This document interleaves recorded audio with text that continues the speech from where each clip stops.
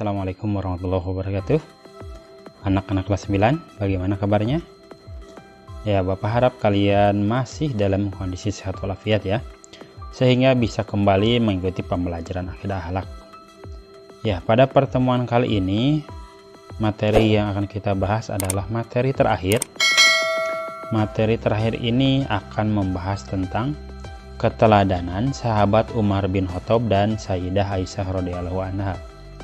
Nah, pada pertemuan sebelumnya, tentu kalian masih ingat, materi pertemuan kita yaitu membahas tentang adab terhadap tetangga, saudara, dan teman. Silahkan oleh kalian baca kembali ya materi tersebut. Sebelum kita mulai, mari kita awali pembelajaran kali ini dengan mengucapkan basmalah bersama. Bismillahirrahmanirrahim. Silahkan buka halaman 68. Tadi sudah Bapak sebutkan bahwa materi yang akan kita bahas pada pertemuan terakhir ini yaitu kisah keteladanan sahabat Umar dan Sayyidah Aisyah. Sebelum kita mulai ke materi inti ya, kompetensi dasar pada pertemuan kali ini yaitu menganalisis kisah keteladanan sahabat Umar bin Khattab dan Sayyidah Aisyah radhiyallahu anha. Baik, kita langsung saja ke materi. Namun sebelum kita membahas materi keteladanan dari sahabat Umar dan Sayyidah Aisyah, mari kita bahas terlebih dahulu siapakah sahabat Umar bin Khattab itu. Di halaman 73 bisa kalian baca ya, di sana ada materi yang membahas Umar bin Khattab. Silahkan bisa kalian baca ya.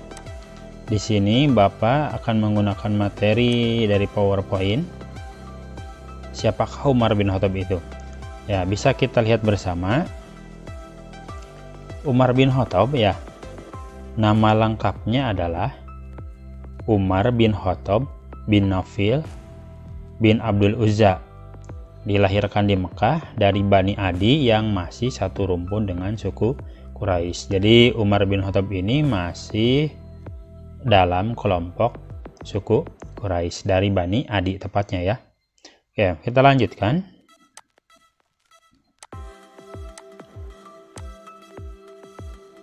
Ya. Umar masuk agama Islam pada usia 27 tahun.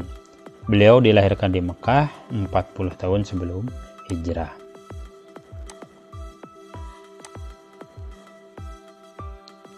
Nah, di sini disebutkan pada masa mudanya ia adalah jagoan berkelahi yang terkenal dan seorang orator serta orang yang bersemangat.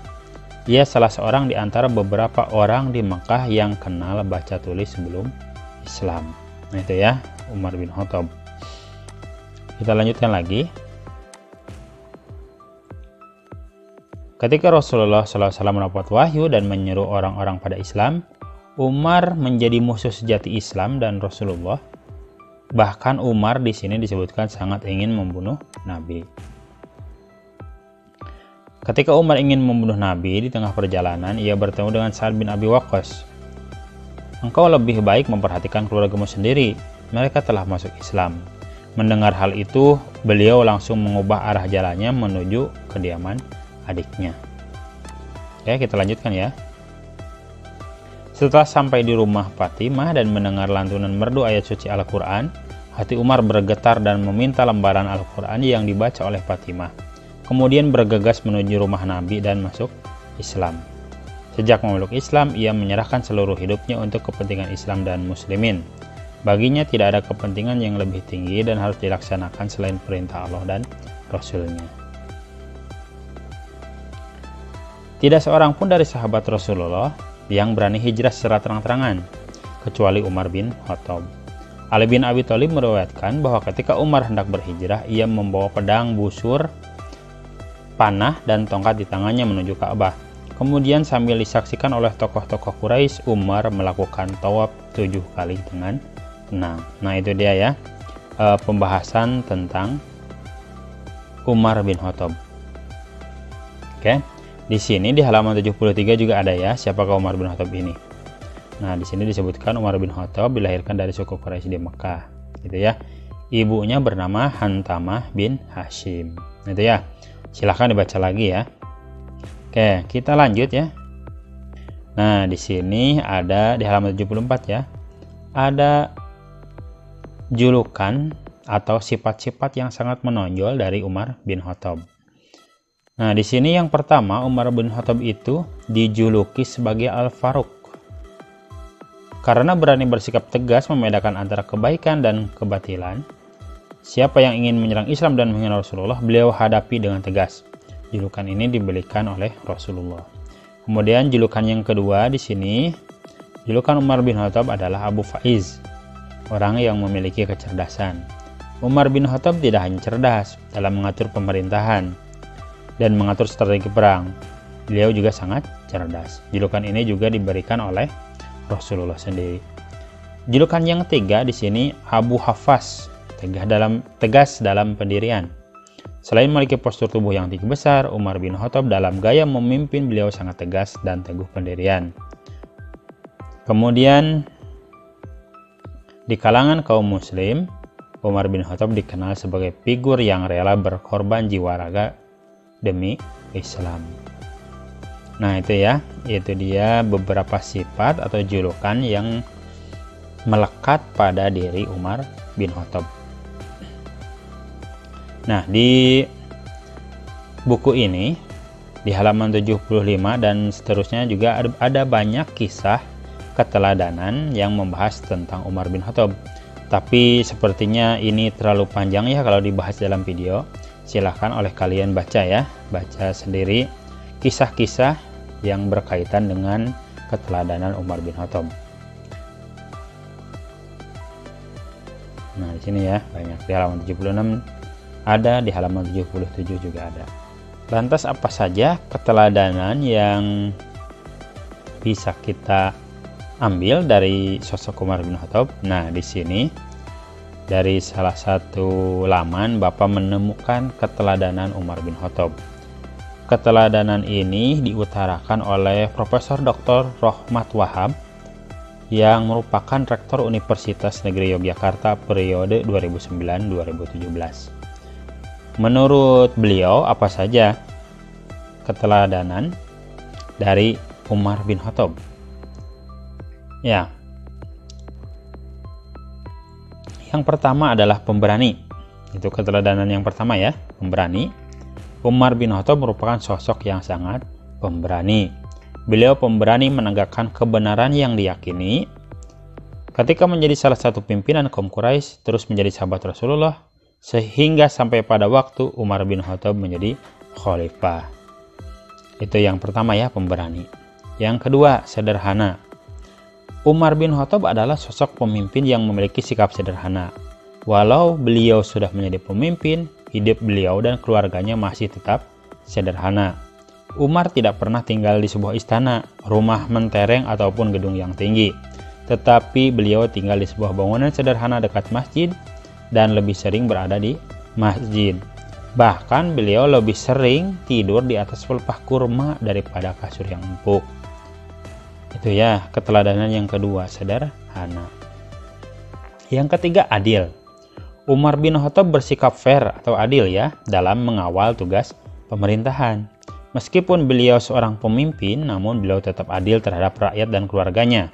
Jika keluarganya bersalah, beliau tetap menghukumnya sebagaimana jika rakyatnya bersalah. Itu keteladanan yang ketiga ya.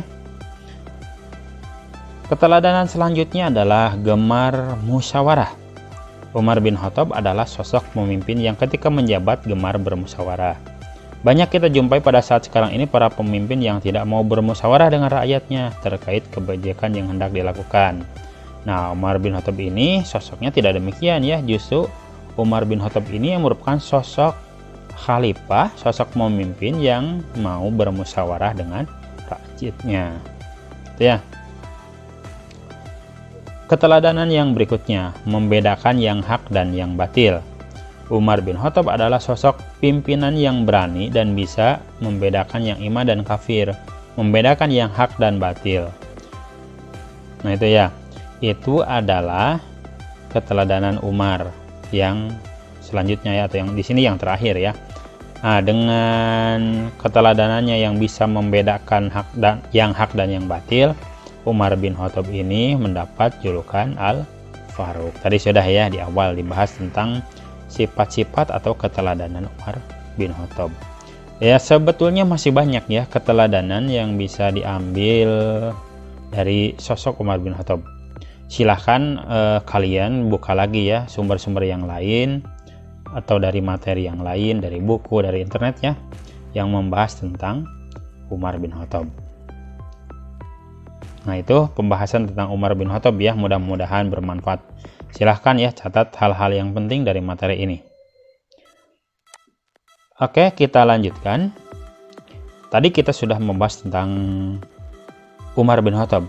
Selanjutnya, materi yang akan kita bahas adalah keteladanan dari Aisyah radhiyallahu anha. Siapakah Sayyidah Aisyah? Ya, sudah tentu kalian tahu ya, bahwa Aisyah ini adalah putri dari Abu Bakar. Itu ya, secara singkat di sini ada ya. Atau kalau kalian sudah mengetahui, Aisyah ini, Sayyidah Aisyah ini juga merupakan salah satu istri Rasulullah. Itu ya. Kalau untuk materi lengkap tentang siapa itu Sayyidah Aisyah bisa kalian cari ya, karena di sini terbatas ya, hanya disebutkan saja kalau Sayyidah Aisyah ini hanyalah putri dari Abu Bakar. Ibunya bernama Ummu Ruman binti Amir bin Uwaimir. Nah itu ya. Di sini ada lagi sifat-sifat yang menonjol yang dimiliki Aisyah. Apa saja? Yang pertama, cerdas dan cantik.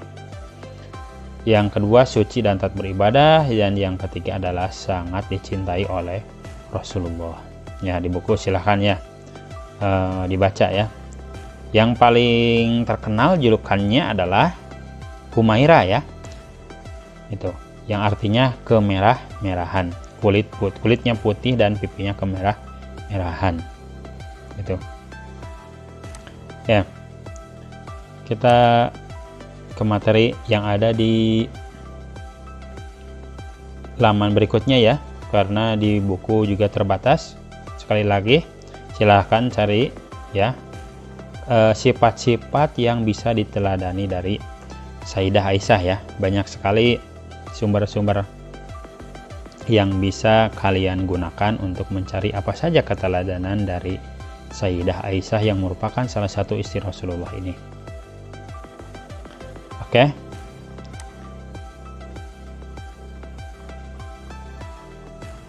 Sama seperti ya, sebelum lanjut ya, sama seperti Umar bin Khattab. Nah, di sini juga ada beberapa kisah keteladanan Sayyidah Aisyah ya. Silahkan kalian baca kisah-kisah tersebut. Ya. Yang akan kita bahas di sini penekanannya adalah ke sifatnya langsung ya, ke keteladanannya. Nah, apa saja keteladanan dari Sayyidah Aisyah ini? Yang pertama, cerdas. Siti Aisyah mewarisi kecerdasan dari ayahnya Abu Bakar. Saking cerdasnya, ia termasuk perempuan yang paling banyak meriwayatkan hadis-hadis Nabi Muhammad. Nah, itu ya, salah satunya adalah cerdas. Jadi, Sayyidah Aisyah ini merupakan salah satu wanita atau salah satu perempuan yang paling banyak meriwayatkan hadis-hadis Nabi Muhammad SAW. Yang kedua adalah pemberani. Aisyah memiliki sikap berani, kokoh, tegar, serta tidak pengecut. Ia sering ikut Rasulullah terjun ke medan perang. Aisyah bersama perempuan muslim lainnya memberi minuman kepada orang-orang yang terluka dalam peperangan. Nah, itu ya, pemberani. Yang ketiga, murah hati. Sulaiman An-Nadawi ya, betul ya, dalam bukunya berjudul Aisyah menyebutkan bahwa istri Rasulullah tersebut sering meminjamkan satu bajunya yang paling bagus untuk para pengantin.